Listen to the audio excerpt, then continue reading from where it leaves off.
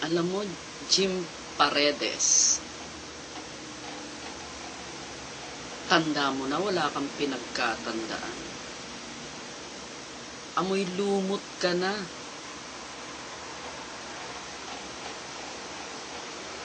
Isa kang malaking gunggong dito sa Pilipinas.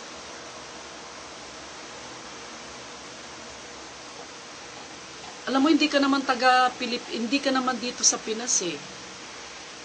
Residente ka ng Australian residence ka. Pero sagad ka kung makialam.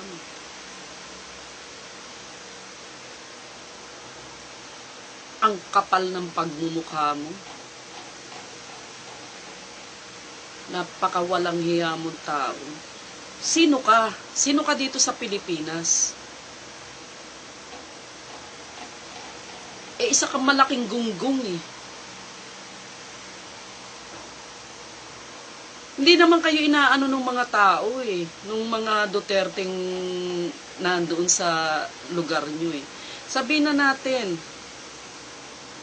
na nandoon sila sa teritoryo mo. Pero dapat ba ganong asal ba ang dapat na ipakita mo sa mga tao? Naturingan kang may pinag-aralan, singer, hinahangaan dito dati. Laos ka na eh. Kapal ng pagmumukha mo. Kung ako ang nandoon, tas nakita ko yung ginawa mo, bibigay ko sa'yo, alam mo kung ano, isang straight job. Sisiguraduhin ko.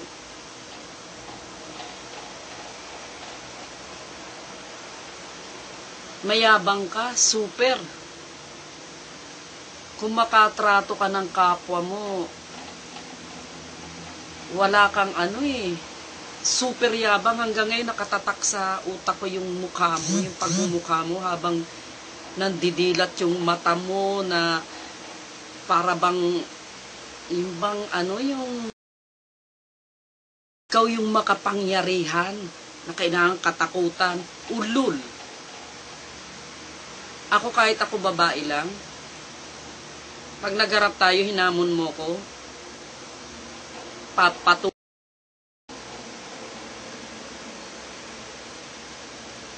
pinaglalaban mo na tungkol sa extrajudicial killing.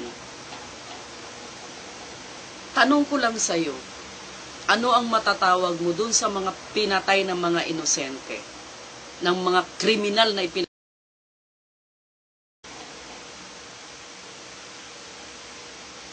Anong tawag mo doon, Jim Paredes?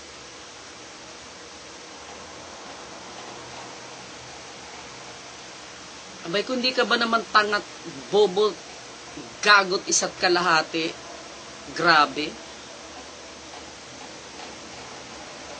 Feel mo ano, sikat ka pa?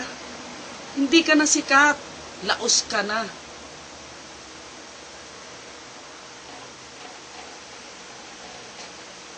Napakawalang hiya mong tao. Ikaw ang nag-umpisa ng kaguluhan eh. Hindi naman iyo ang EDSA eh.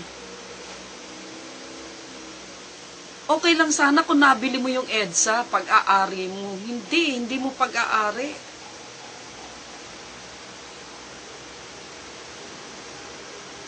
Abay, tanga to ha. Dapat dinideport ka na eh.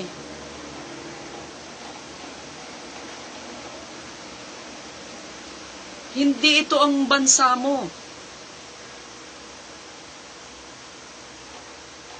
Dapat dinideport ka na. Napakawalang hiya mong tao. Ako harapin mo. Babae lang akong tao. Pero sasabihin ko sa'yo, tutumba ka sa akin. Subukan mo ko. Kayong mga yellow tards, napakawalang hiya yung tao, kontromato ng kapwa. Ang yayabang nyo. Puro kayo putak, puro kayo satsat, puro kayo dada. Pero mga pinaglalaban nyo, puro katarantaduhan.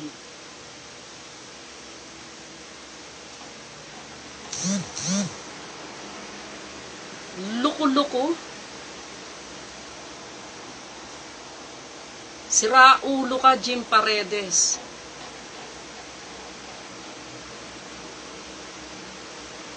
Hindi ko alam kung nakadroga ka eh. Lalo na yung ano ng mata mo. Kitang-kita sa ano, sa litrato. Yung parang akala mo, grabe, hanggang ngayon nakatatak sa utak ko eh. Sabi ko nga kung ako ang nandoon, laking gulo. Dahil yun yung kinasusuklaman ko yung mga tratong ganun. Galit na galit ako sa mga tao kung paano trumato ng kapwa. Doon ako galit na galit.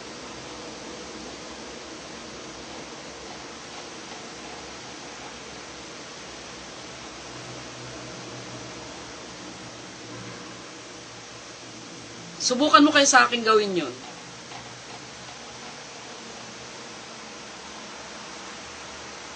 Sarap oh, yung ano, yung ini-imagine ko yung mukha mo, kung ako yun, eto oh.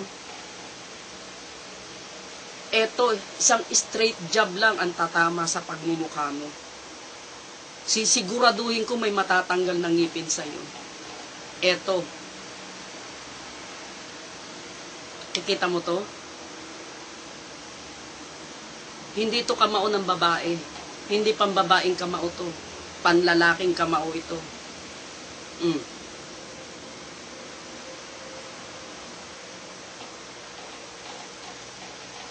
Isa kang animal. Asal hayop ka. Hindi ka tao. Puso't damdamin mo, hindi makatao. Demonyo. Malupit kang tao. Abusado ng aargabyado ng kapwa.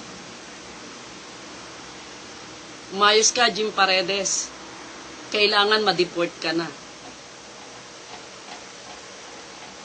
Dahil hindi ito ang residente mo, hindi ka dito sa Pilipinas. Kaya lumayas ka dito sa Pilipinas.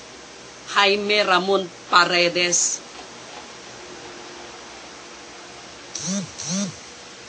Mayos ka. Ito lang katapat mo. Oh. Kahit babae ko,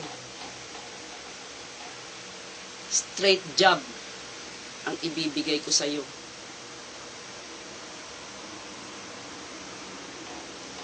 Pakawalang hiya mo. Wala kang pinag-aralan. Asal hayop ka. Mas masahol ka pa sa hayop.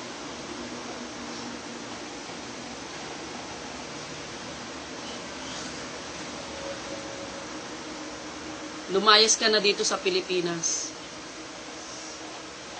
Dapat sa'yo dinideport na.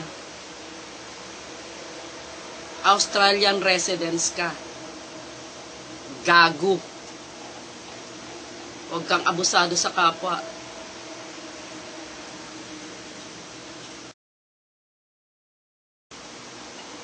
Ang minamahal namin si Tatay Digong. Hindi yung mga pinagsisiksikan nyo kung sino-sino. Hindi nyo kayang pabagsakin ang administrasyong Duterte. Kami. Sang straight jab lang. Yung gigil ko sa'yo, eto ang tatama sa'yo.